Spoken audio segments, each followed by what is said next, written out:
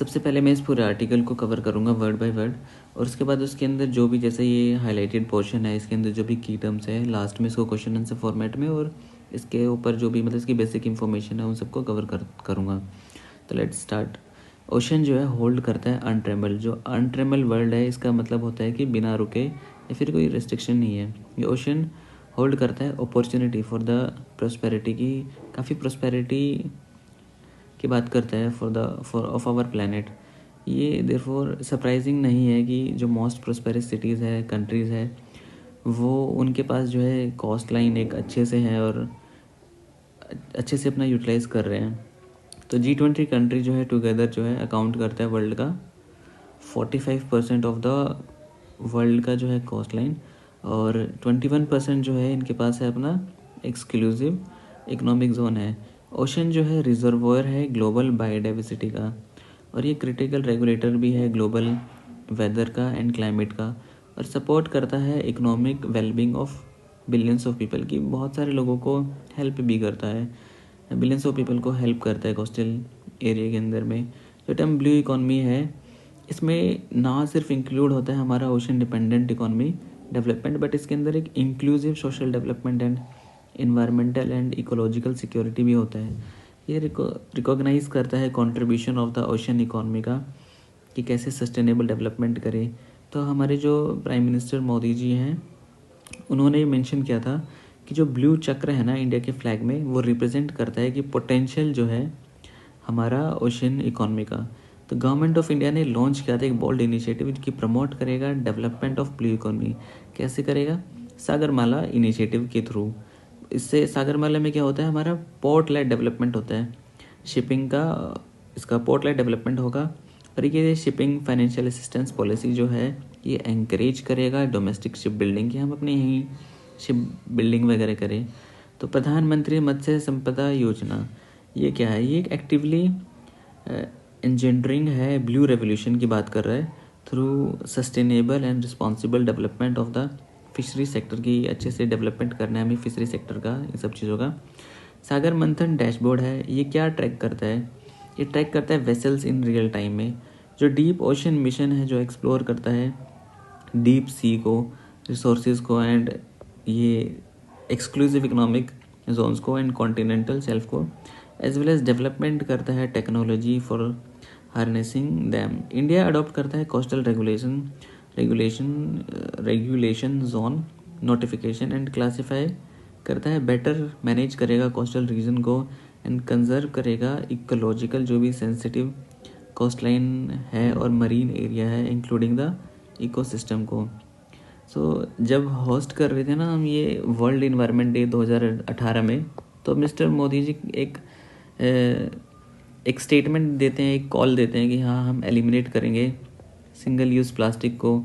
तो 2022 में जब ग्लोबल कम्युनिटी जब एक साथ आती है फॉर मल्टीलेटरल ट्रीटी, एक साथ आती है मल्टीलेटरल ट्रीटी के लिए एड्रेस करेगी प्लास्टिक पोल्यूशन के अंदर। तो सेम ईयर इंडिया इंट्रोड्यूस करता है एक अमेंडमेंट कि जो प्लास्टिक वेस्ट मैनेजमेंट रूल्स लेकर आता है कि बैन करेगा, जो सेलेक्ट करेगा सिंगल यूज़ प्लास्टिक को बैन कर देता है 2022 में, और इंट्रोड्यूस कर देता है एक पॉलिसी कि अब जो भी है एक्सटेंड करेगा producer responsibility in waste management, कि जो मटेरियल बना रहा है ना अब उसी की रिस्पॉन्सिबिलिटी है कि उसका जो प्रोडक्ट है उसको वो मैनेज करेगा सारी चीज़ें।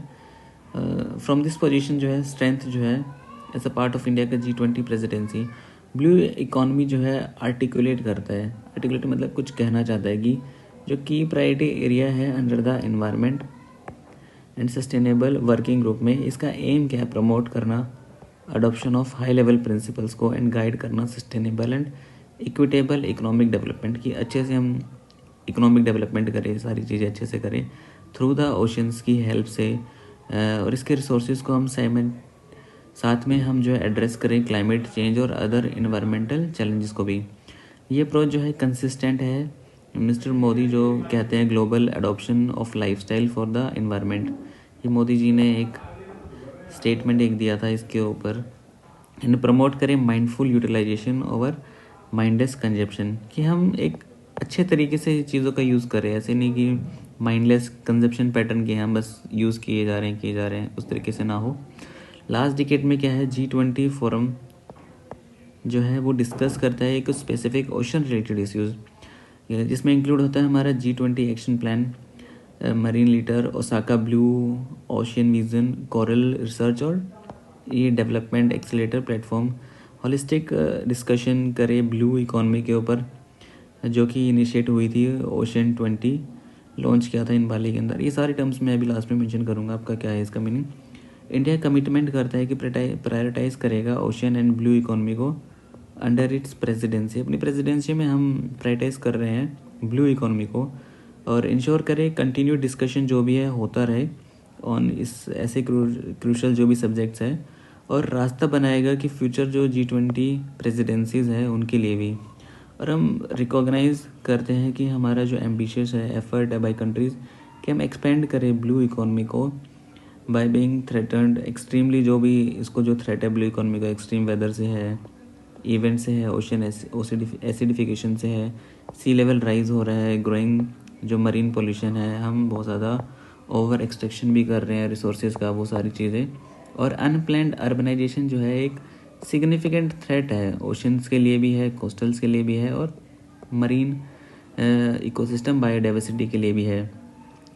तो एक इंटर कनेक्टेडनेस होना चाहिए ओशंस में, जो इम्प्लाई करे कि ये एक्टिविटीज़ जो है अगर हो in one part of the world में, जो भी जैसे एक पार्ट ऑफ द वर्ल्ड में कुछ एक्टिविटी हो रहा है बट उसका इम्पैक्ट जो हम देख रहे हैं ना वो अक्रॉस द ग्लोब देख रहे हैं। तो रिस्पॉन्सिबिलिटी जो है प्रोटेक्शन की, कंजर्वेशन की, सस्टेनेबल यूटिलाइजेशन की, वो हम सब नेशंस के साथ लाई करती है कि हमें उसको अच्छे से यूटिलाइज़ करना है, सारी चीज़ें अच्छे से मैनेज करना है।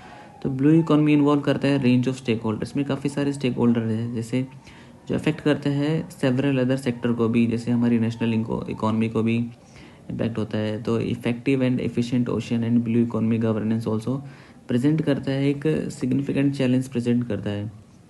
तो अभी इंडिया की जो G20 प्रेसिडेंसी है तो इसने एक प्ले करेगा एक इम्पोर्टेंट रोल, प्रमोट करेगा इंडिविजुअल एंड कलेक्टिव एक्शंस की बात कर रहा है, टू फैसिलिटेट करेगा transition toward a sustainable blue economy की हम जाएंगे, मतलब इधर सस्टेनेबल ब्लू इकोनॉमी की तरफ जाएंगे।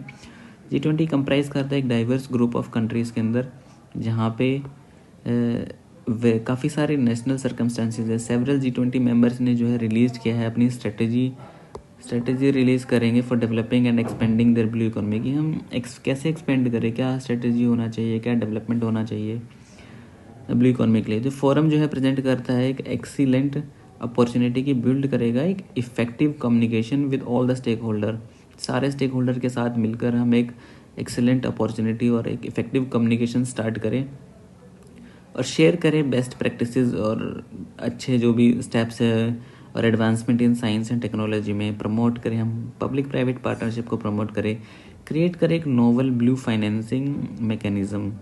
अब जो आउटकम है इस इंटरनेशनल ऑर्गेनाइजेशन का under the united nation framework convention on climate change, ये convention on biological diversity and inter governmental negotiating committee on plastic pollution, united nation convention on the seas, ये भी सारे एक्सप्लेन करूँगा नीचे में, जो कि क्लोजली इंटरलिंक्ड है। द ओशन जो है एक इन्वेस्टमेंट है जो सस्टेन करेगा हमारी फ्यूचर जनरेशन को। तो स्पिरिट ऑफ ये one earth one family one future, इसको यूनाइट करना है ग्लोबल कम्युनिटी लेवल पे for the wellbeing of ocean Commons के लिए। अब जो है इसमें ऊपर मेंशन था एक्सक्लूसिव इकोनॉमिक जोन, ये क्या होता है, ये एक मैरीटाइम ओशन होता है जिसके अंदर हम एक्सटेंड करते हैं 200 नॉटिकल माइल्स, या फिर हम बोल सकते हैं कि 370 किलोमीटर, कहाँ से अपने कोस्टल जो स्टेटिक बेस लाइन होती है उससे इतना किलोमीटर आगे तक हमारा कवर होता है एक्सक्लूसिव इकोनॉमिक जोन में। और ये देता है स्टेट को एक एक्सक्लूसिव राइट देता है कि ये स्टेट है, इसकी ये बाउंड्री कोस्ट लाइन है, तो इसके आगे तक का ये एरिया कि इसके अंदर ये अपना एक्सक्लूसिव राइट देता है कि एक्सप्लोर करे, एक्सप्लोइट करे और मैनेज करे अपने जो भी मैनेज करना है सारी चीज़ें, जो भी हमारे नेचुरल रिसोर्सेज है विद इन द उस जोन में जो भी आते हैं। उसके बाद हमारी एक टर्म मेंशन था ब्लू इकोनॉमी, और ये कैसे डिफ़र करती है ट्रेडिशनल इकोनॉमी। ब्लू इकोनॉमी जो है एक हमारी अप्रोच है इकोनॉमिक डेवलपमेंट के लिए आज के टाइम पे, और ये हमें एम्फेसिस करती है सस्टेनेबल का मतलब हो गया कि अच्छी तरीके से हम मरीन रिसोर्सेज का यूज़ करें, उनको कंजर्व करें, ओशन एनवायरनमेंट को अच्छे से बचाएं और हम क्रिएट करें एक इकोनॉमिक अपॉर्चुनिटी। किसके लिए? कोस्टल कम्युनिटीज़, जो भी कोस्टल कम्युनिटीज़ उनके लिए एक अच्छे से इकोनॉमिक अपॉर्चुनिटीज़ को डेवलप करें। और ये डिफ़र कैसे है ट्रेडिशनल इकोनॉमी से?